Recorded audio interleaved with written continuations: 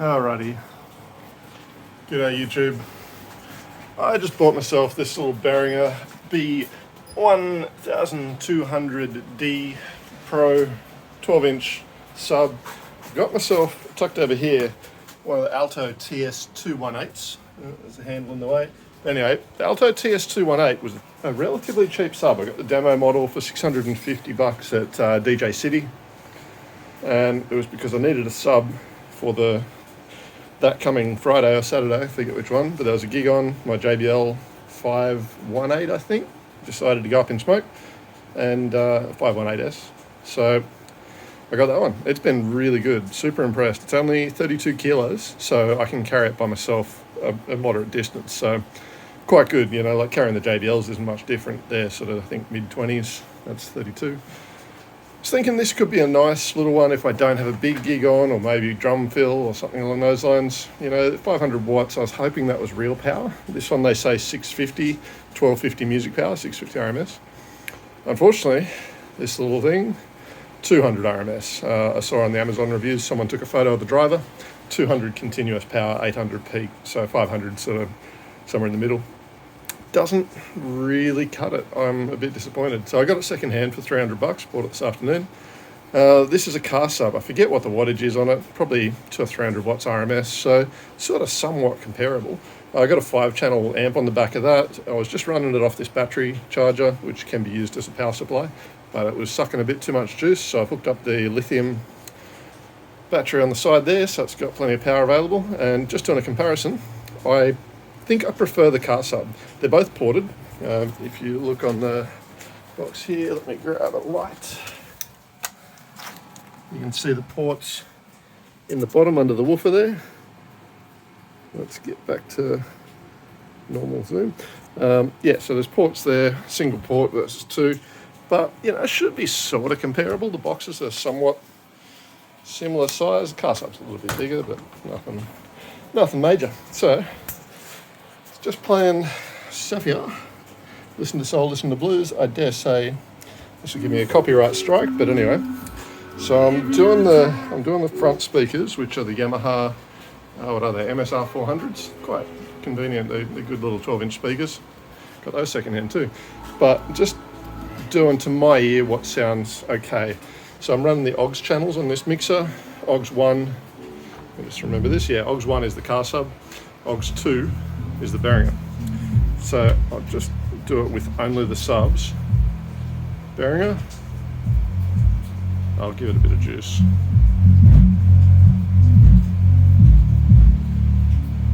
And now I got the car sub.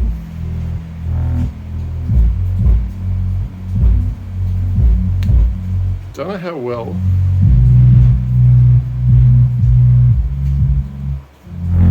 Oops, too far. Now, I don't think the crossovers are exactly matched. I did try and bring the Behringer down closer to what the car sub is, because they've both got adjustable crossovers on them, but I think the car sub wins. So this is just the yammies.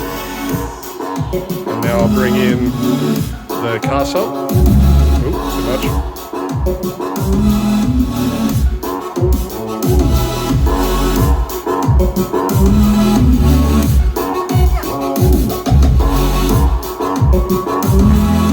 Now we go to the Behringer.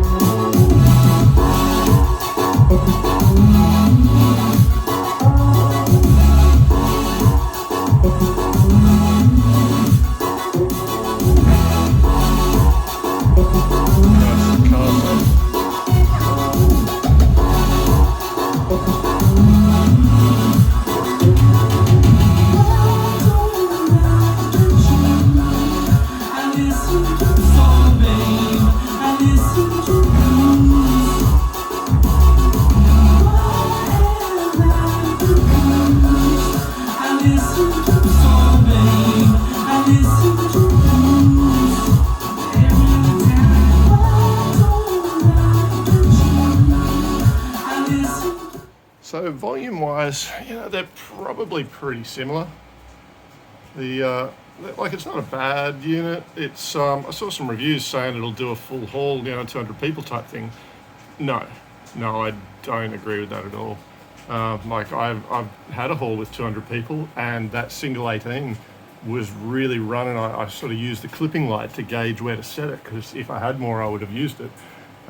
Comparing that 650 watt to the PRX series JBLs, a pair of those PRX series really just cleanly moves the air, really precise, really nice sound. That serves a purpose. That Alto really works quite well. It fills a space, and I've had a couple hundred people in front of it. Comfortable, decent power right in front of it. It's powerful, but around the room, it's enough that there is bass there and it works well and sounds okay. But it's not powerful. Like in a room full of people, it does get soaked up. This little thing, I think on stage for a drummer, I'd run out of juice. I really, great in the back of the car. Like this thing rattles the car in this really confined space. That's got a heap of knackers. And this is pretty similar. Like it moves a fair bit of air. I'm feeling it. Like we're in a garage. I've got brick walls, roller door and stuff. So it's a single car garage. There's not a lot of room in here. And it's okay. Like I stood in different spots in the garage, and there's hot and cold spots. It's, it's close to the wall behind it there. So, we're getting a bit of coupling to the wall. Anyway, the short of it is, would I buy it again? No. Anyone want to buy this one? Bought it for $300 today. Chuck it on eBay later. What I'm really looking forward to, and will be hopefully a follow-up video to this in the near future, is the Alto TS312 sub. So the 218 sub was 650 RMS, and really impressed with it. So it's 218 TS218 sub. The TS318 sub, they stepped it up. They went to 1,000 watts instead of 650. Problem is, this is like 31.5 kilos, I think, whereas the new ones are about 36, 37, which is on par with those JBL PRXs. That's not great, because I can carry 32 kilos without too much stress. Even if I've got to carry it 50 meters, I'll make it happen. Obviously nice to have two people, but you can do it. I could get it upstairs, whatever. 5 kilos when you're talking 32 versus 37, it's a big difference. I am not going to be carrying a 37 kilo speaker by myself. I'm going to need someone to help me. And most gigs I do, I don't have someone to help me. It's just me. So this has been a pearler for that. And the JBL 518S, I think it was, that was great as well. It was maybe a kilo lighter. I think it was 29, maybe 2 kilos. I think it was 29. This is 31-ish. So the JBL was brilliant. Unfortunately, the amp failed on it, and just at a gig, heard a bzzz, just faint hum, and I'm like, there's something wrong, there's something not good, and I'm running around checking the speakers. It was actually that quiet. I didn't know if it was foldbacks, I didn't know if it was sub, it wasn't making big woofy noises. It was just a relatively faint, and you could just hear the AC, 50 hertz hum coming through. Just heard zzz. Now, so I'm running around checking speaker after speaker. I had about 4 or 5 foldbacks out that day. So I checked the other front of house, checked foldback. As I got to the sub, I could smell the voice coil, and smoke actually came out of the voice coil. So the amp failed in a way which just destroyed the coil on this woofer. Now I've actually got the amp plate in this box. Sorry for the camera aiming at the floor while I grab this. But there was no smoke show or anything out of the amp itself, but this is the amp plate that came out of it. Yeah, 518S. So, been really good. I was tempted just to get a new, and I am still tempted because I've still got the sub, tempted to get the new coil, and you can actually get just the actual paper cone with the coil already wound on it. I don't trust myself to try and rewind it myself. It's a dual voice coil, coils around the back of it. Haven't got the speaker here, but I looked over here just trying to find something that had let the smoke out, and I didn't find anything. There was no obvious, escaping of smoke, nothing burnt, nothing cooked, not even like heat marks on the board. And the thing was, it failed not at a time when I was driving it hard. It failed in an intermission. Like I can't remember if we'd just started or hadn't yet started, and we were, whatever it was, the music I've just been playing a second ago was way louder than what that sub was doing. So it did have a hard time. I think the week before I actually ran it to the point that the amp had, I ran to the point that the amp had shut down. Now with these Class D amps, they don't really get hot. So I'd driven it right up till the point that it had gone into protection mode and the sub had shut off. And again, this was in a hall with a couple hundred people. This is where it just ran out of juice. That sub, I think, was 500 RMS, and it just didn't cut it. It just wasn't up to the challenge. So it was okay, and it did the job, and it did provide a bit of kick, but it felt a bit soft. You know, once I got that Alto, I was impressed. The Alto was a cheap speaker. I don't know what the JBL retailed at. I got it secondhand for, I think, $500. This one I got brand new, $650. They retail about $9, or it might have been $1,000 somewhere there. It was a display one at DJ City, the other side of the Harbour Bridge. Ran down there, Alexandria I think it was. Ran down there on a Wednesday or something after work and picked it up. Got that gig done, and I was stoked. This thing is a cracker, and it's been a reliable sub for me. It have to be 3 or 4 years since. It's done a lot of gigs. Maybe I've done, I don't know, 100 gigs with it. Definitely more than 50. And yeah, been really good. The JBLs have been good too. I've been buying these things. I bought my first set new, $1,600. I got 2 of them with stands, with some cables, with the bags, which are these old, custom, someone has stitched them up. A bit old and a bit shabby, but I actually lost one of those at a gig. It just disappeared before I packed up, but anyway, still got one. I had the tweeters blow out on a couple, and that's why there's a bit of tape on that one. The tweeters crackled on me. Funny thing is, bring it back home, crank it up, doesn't miss a beat, works fine.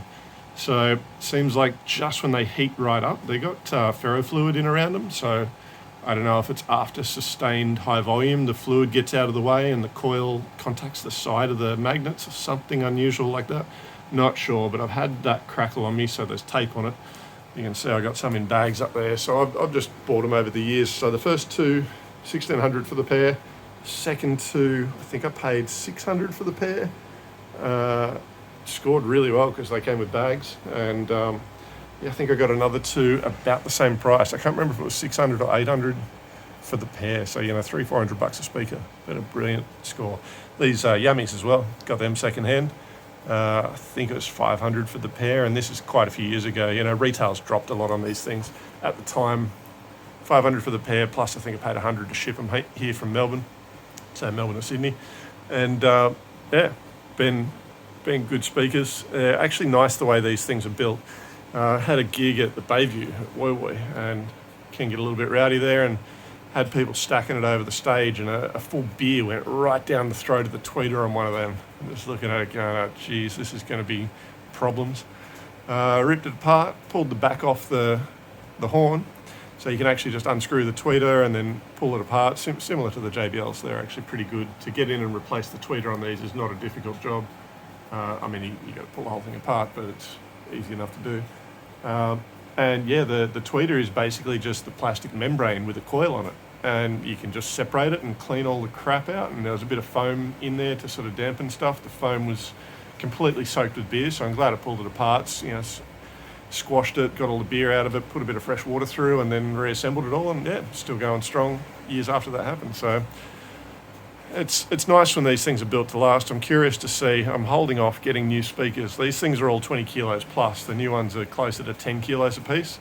I'd really love to be carrying 10 kilo speakers, but I just don't trust them. So we'll see. Anyway, I'll keep making pointless videos about crap from the garage.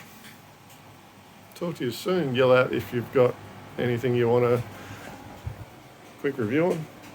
These battery chargers, freaking brilliant. Love the Victron stuff. What's this on? 17 amp. So great, charging whatever you throw at it. Lead acid lithium. The new ones, you got Bluetooth, you can actually tell it what the battery is, so you get a better voltage profile. Honda Jenny, that's been brilliant. The $50 Aldi sprayer Karcher ripoff. Not as good as the Karcher, but hey, it works. And I got their battery one. It's okay. You can put it in a bucket of water, so it's just nice to have pumped water, not much different. We get really good water pressure here. I could probably hook that nozzle straight to the tap and get a better result than that coming from a bucket, but conserves a bit of water. So if you haven't got much water, if you're away camping or something, you got limited fresh water, but you want to hose down your car, hose out the boat, maybe not hose out the boat, you want more fresh water for doing that, but good to get a bit of mud off stuff. And just, it's a handy portable thing. the Gentrax 700 watt inverter generator. This thing, it was cheap. I got that off eBay for 200 bucks. And it's perfect for running these things. So when you're camping, you got your battery, had a week where it's been raining the whole week and you really need some more power in your battery to keep all your beer cold, crank this thing up. And you know, if you're pulling 17 amp, they've got a 30 amp one of these too. But 17 amp, I think it's about 250 watts odd. It pulls from this side, so the Jenny doesn't rev up too much. They got the eco throttle mode, so you know, if you switch that on, the revs will drop down and it just revs up depending on how much power you're drawing. So plug that thing in, a couple of hours there, you put 30 amps back in your battery. That's probably comparable to what your average day is sucking power out to run lights like these camping lights I got up here. Very handy things, just magnetic lights. I stick them to my shelter. So these common shelters, bloody good things, just metal frame. The canvas can get a bit weak after a while, and if you have a tree fall on it, it goes straight through it. I'll show you that when I set one up one time. Yeah, been good. I'm going to stop rambling and talking crap. So yes.